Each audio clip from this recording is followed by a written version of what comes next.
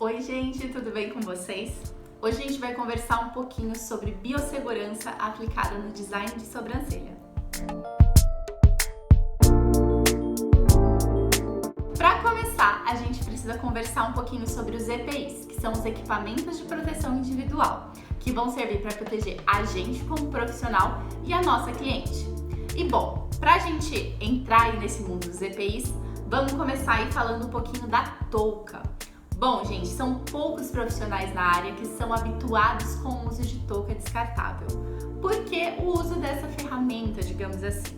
O nosso cabelo, ele entra em contato com diversas partículas.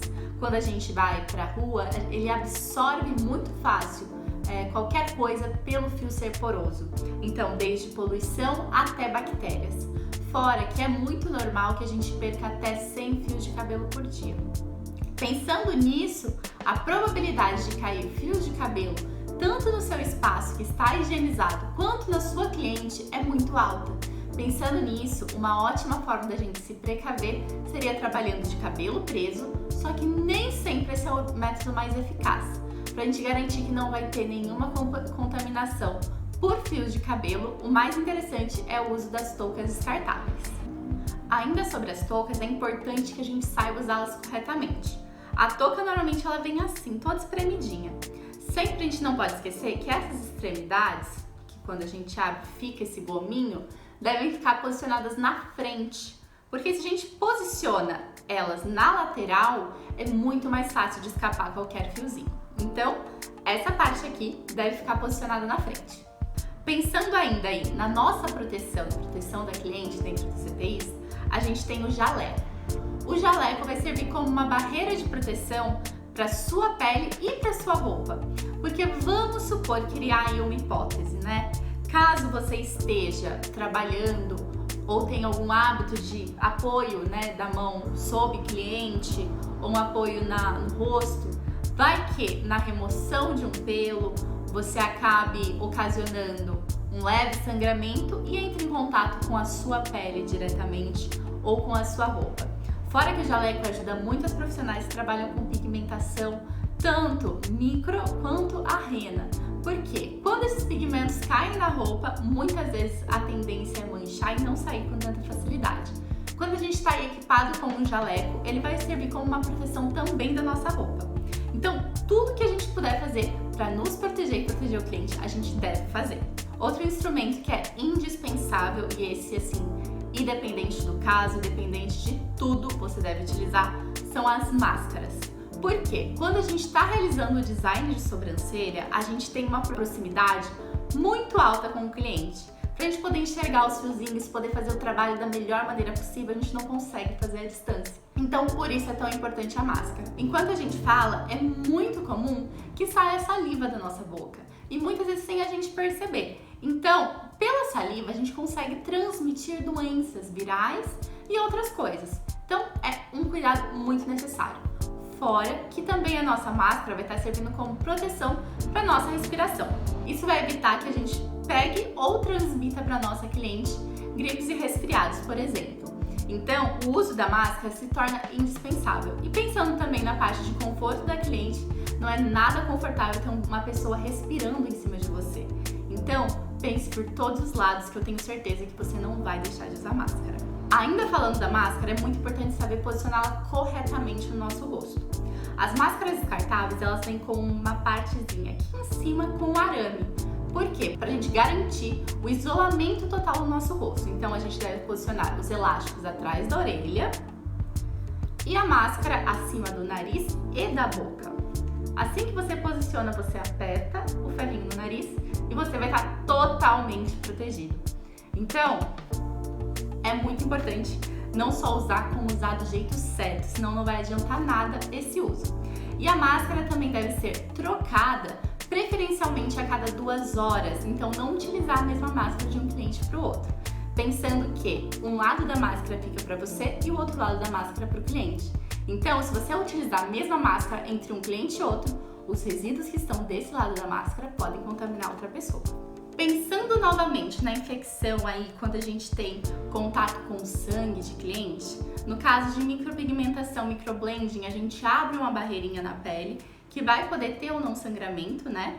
E aí a gente está expondo essa pele a possíveis contaminações. Outro fator é a design de sobrancelha, quando o pelo tem uma raiz um pouquinho mais grossa, acaba em algumas clientes gerando um leve sangramento.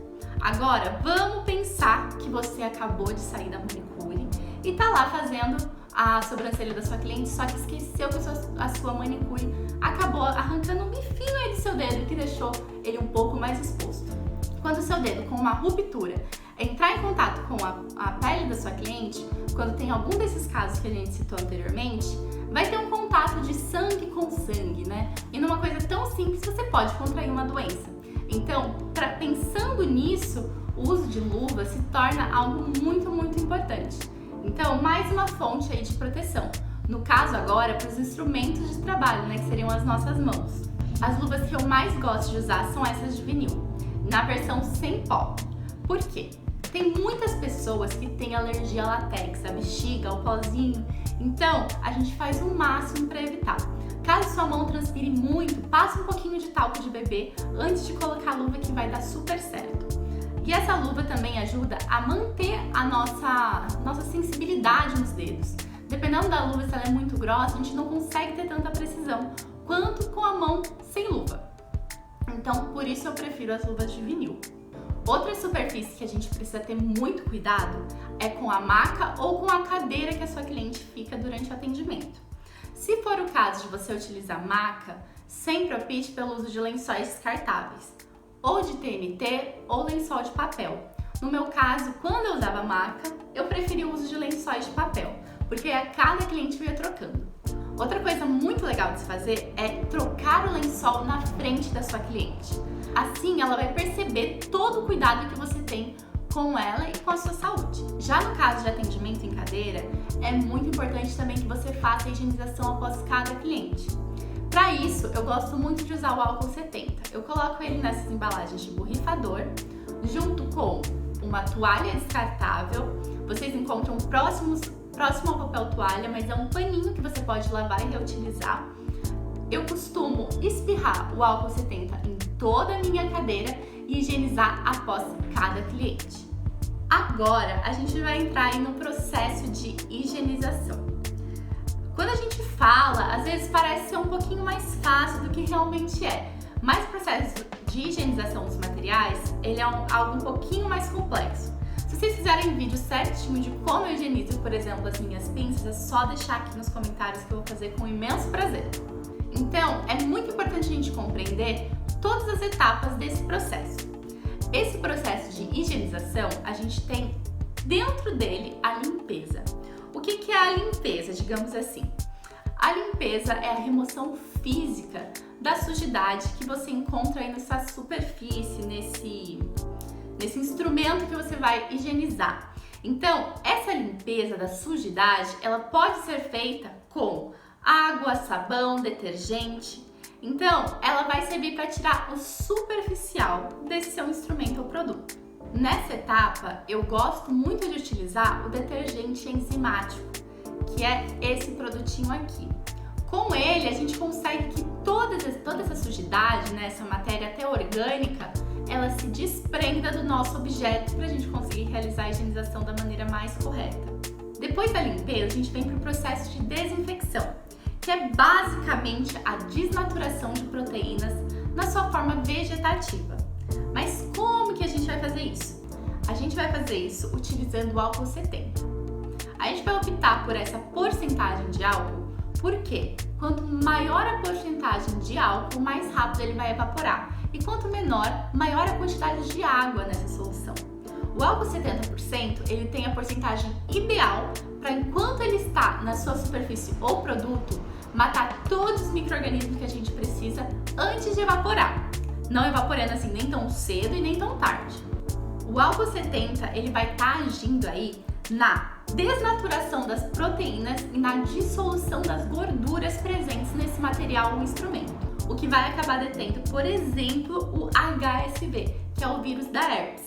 Mas é muito importante a gente saber que essa desinfecção, ela não vai ser efetiva na presença de matéria orgânica.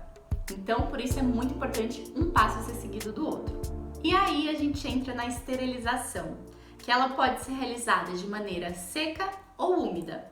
Então, na maneira úmida, a gente trabalharia aí com autoclave, que aí tem a presença de umidade, que por meio da umidade e do calor é esterilizado o produto.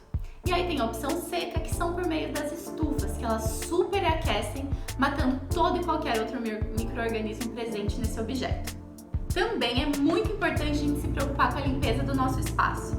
Dê preferência por higienizar o seu espaço diariamente, fazendo a limpeza correta do chão, limpando a sua bancada após cada cliente, para garantir que não tem nenhum risco de infecção. É muito importante também a higienização dos seus materiais, das pinças, dos DAPENs, dos produtos em si.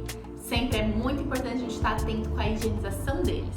E outra coisa muito importante é a higienização da sua cliente. Sempre as minhas clientes chegam aqui no meu espaço, eu higienizo as mãos delas com álcool em gel e também higienizo a sobrancelha que eu vou trabalhar. Para isso, a gente pode utilizar uma solução adstringente. Por isso é tão importante a gente limpar a sobrancelha antes de começar qualquer procedimento, porque aí a gente vai evitar que a gente exponha a pele da nossa cliente a qualquer bactéria ou qualquer infecção. E sim, gente, eu sei que falando tudo isso parece que é muita coisa, parece que são muitos processos que você nunca vai conseguir, mas tudo isso faz parte de uma rotina, de um hábito que tem que ser estimulado desde sempre.